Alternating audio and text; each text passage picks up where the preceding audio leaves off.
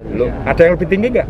Itu paling tinggi berarti, Pak? Loh, makanya enggak, saya tanya dulu sekarang sama kamu. Kami nggak tahu. Ya sudah, kalau itu patokannya berarti paling tinggi, kamu ya cedera dikit gitu loh. Ya, dulu diskusinya di Jembatan Suramadu itu kan hanya 32. Akhirnya kapal itu kan nggak bisa lewat. Nah, itu yang tertinggi tuh di Indonesia itu. Masih ada kapal lebih tinggi, masih ada lagi kapal lebih tinggi 70, 60. Tapi masa mau lewat sini semua?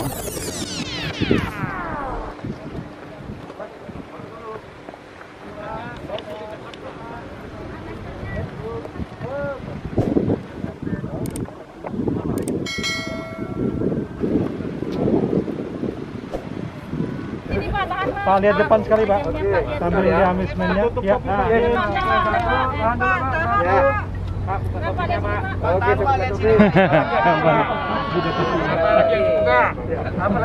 Siap, mantap. Pak, dipegang itunya Pak Sekda. Oke, Pak. Cukup ya. Cukup ya. Siap. Kita berikan tepuk tangan. Selanjutnya kami undang dan Wakapolda PJS Wali Kota Batam, BP Batam dan Bupati Bintan.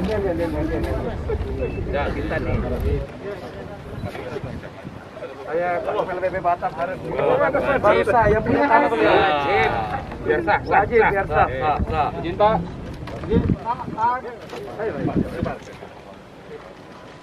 Selanjutnya kami mohon berkenan kepada Bapak PJS untuk berfoto bersama. Saya yang punya tanah kita lapor. Tuan tanah. Anakku negeri pen, Kita lanut sini, Sini, Pak. Badan dim.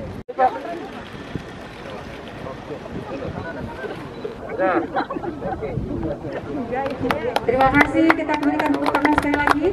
Dan selanjutnya mohon berkenan Bapak Gubernur beserta Mundur. Pangkogas Gap Wilham untuk berfoto bersama. Juga Bapak Sekda Kepri dan Lantamal Wakapolda PJS Wali Kota Batam, BP Batam dan Bapak Bupati Bintan untuk mewakili. Izin, Bapak. Izin, Pak, Boy. Siap. kiri, kanan. Izin, Bapak.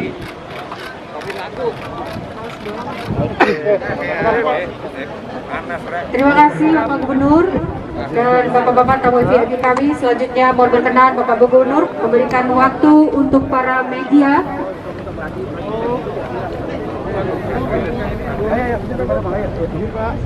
Ya. Topinya, Pak Gub. Hari ini kami berkumpul di sini sebenarnya adalah memancangkan titik koordinat.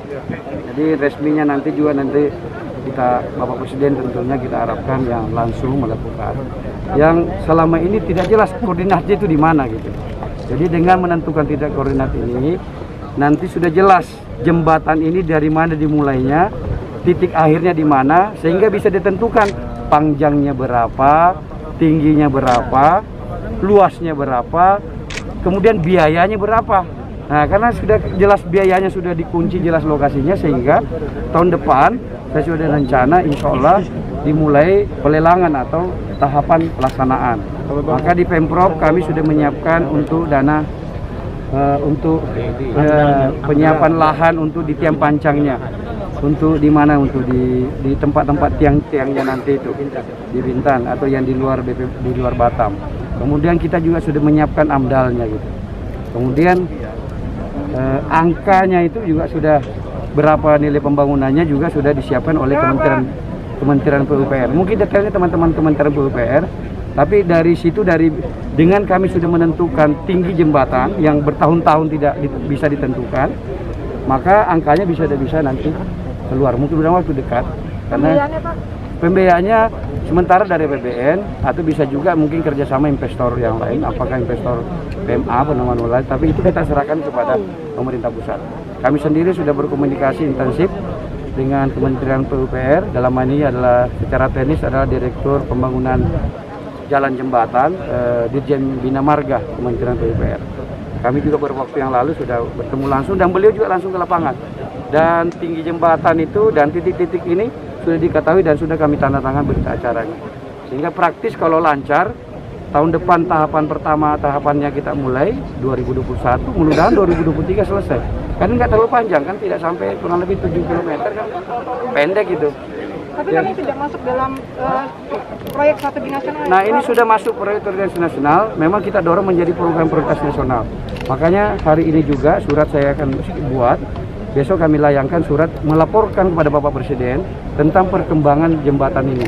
Rencana proyek jembatan ini yang sudah lama direncanakan oleh masyarakat Kepulauan Riau dan tokoh-tokoh kita, dan bahkan Bapak Presiden waktu yang lalu berkali-kali menyampaikan bahwa ini menjadi proyek strategi nasional. Kita dorong secepatnya. Yang paling penting dimulai segera lah. Ya. Soal lahannya Pak, tadi dijelaskan kalau di Batam sudah aman ya, di Bintan. Bintan juga nggak ada masalah kan, lokasinya juga kan sudah kita lihat cek langsung.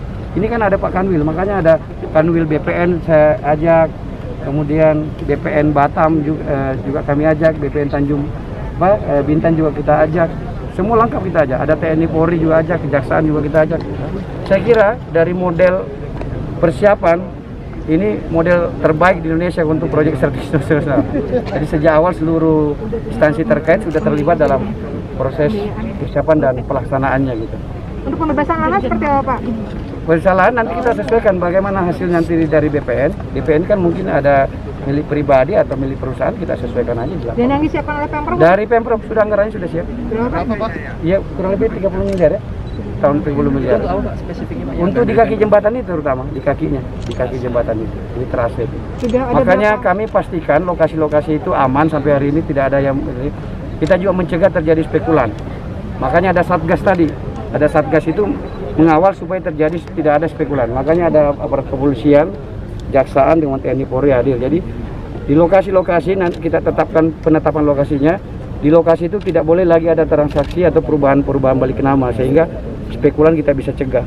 Dan pasti kami tindak, aparat pasti tindak kalau ada yang main di sini. Ini program nasional yang harus kita amankan segera. Panjang dari darat ke darat sana berapa? Teknisnya mungkin teman PU yang nanti dijelaskan. Untuk master plan-nya udah bisa dibagi belum Pak? Itu usulan saya saja. Saya sudah keliling-keliling daerah ini. Semua nama-nama yang bagus itu di tempat gedung yang bagus, bandara yang bagus. Namanya tidak jauh-jauh dari Raja Haji Fisabilillah, Raja Ali Haji, itu benar juga. Tapi jangan lupa, tidak ada yang di Pertuan Muda 4, tidak ada di Pertuan Muda 5, kalau nggak ada yang Pertuan Muda yang pertama.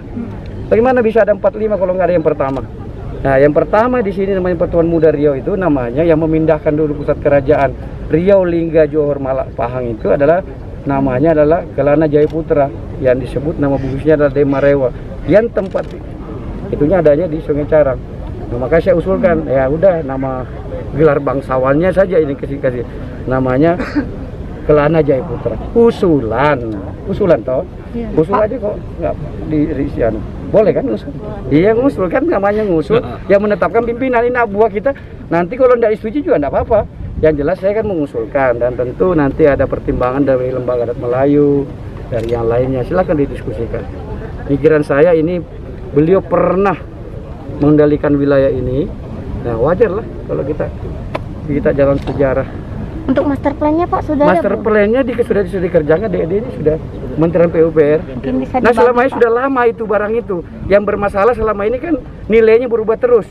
Bagaimana misalnya pengusaha mau investor misalnya mau mulai, kalau harga dan nilainya itu nggak tetap, karena setiap kali misalnya naik tingginya 35, naik 34, itu berubah terus harganya kan, RAB-nya berubah terus. Nah, dengan kami yang sudah tentukan 20 di sini, kemudian di sana 40, ya harga menjadi jelas gitu, sehingga bisa dilanjutkan. Jadi, insya Allah kalau ini berjalan lancar ya 3 tahun lagi masyarakat Kepulauan Riau punya jembatan yang indah. Bayangkan coba ini kalau sampai di sana itu. Kalau hari ini kawan-kawan beli rumah di sini cari view Singapura, 10 tahun lagi nanti orang di Singapura cari view Batam, cari view Bintan. Di mana Tanjung Pinang ini? Karena kiri kanan jembatan ini ada lampu-lampu yang indah gitu. Jadi terbalik, negara lain cari view di sini 10 tahun lagi lah. Pak, mengenai KPPS, PPK dan PPS yang reaktif ada 610 di seluruh Kepri. Itu kemarin Kemendagri juga meminta agar Pemprov Kepri menangani langsung agar tidak menjadi kasus tersendiri, sudah disampaikan Pak Suhajar Pak. Iya, nanti kita diskusi lagi deh. Silakan kalau sudah ada yang tim yang menangani, ada tim Satgas Covid, ada tim Bawaslu KP Bawaslu. Ya, nggak ada masalah. Ya, sudah. Nanti kita bicarakan lagi. Nanti yang tinggi jembatan itu kan 40 meter yang paling tinggi itu kan di Iya. Korea pakai KRI Dewa Ruchi bisa lewat gitu. Bisa. Itu kenapa Ini desainnya kita tanya ke Dewa laut. Ruchi yang diukur itu kenapa gitu? Itu kan salah satu kapal angkatan perang kita. Patokannya Dewa Ruchi. Loh, ada yang lebih tinggi nggak? Itu paling tinggi berarti, Pak. Loh, makanya enggak, saya tanya dulu sekarang sama kamu. Kami nggak tahu. Ah, ya Pak. sudah, kalau itu patokannya berarti paling tinggi, kamu ya cerdas dikit gitu loh. Selesai. Ya, kayak gini. Dulu diskusinya di jembatan Suramadu itu kan hanya 32. Akhirnya kapal itu kan nggak bisa lewat. Nah itu yang tertinggi tuh di Indonesia itu. Masih ada kapal lebih tinggi, masih ada lagi kapal lebih tinggi 70, 60. Tapi masa mau lewat sini semua? Ya kan bisa lewat tempat lain juga. Yang biasa berlayar lah. Ya, dan ini juga padat kan.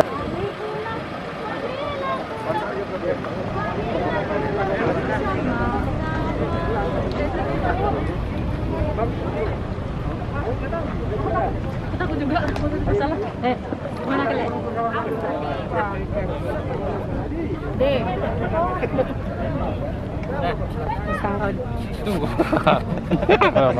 Pak. Nah. Harapkan enggak, Pak? Ini manunya, Pak. Sendoknya, Pak, satu. Nah. Temuin Mori itu.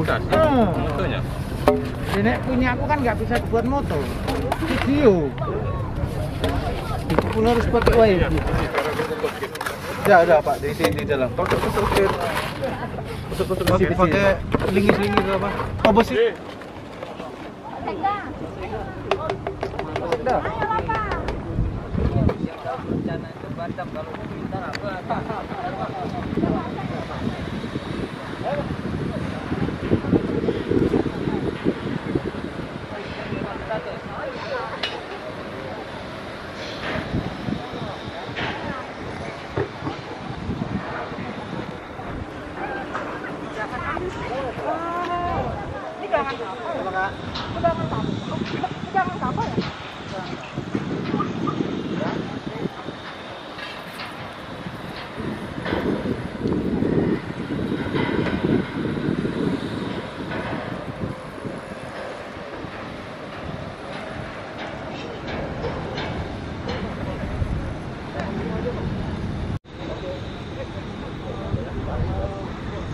Jadi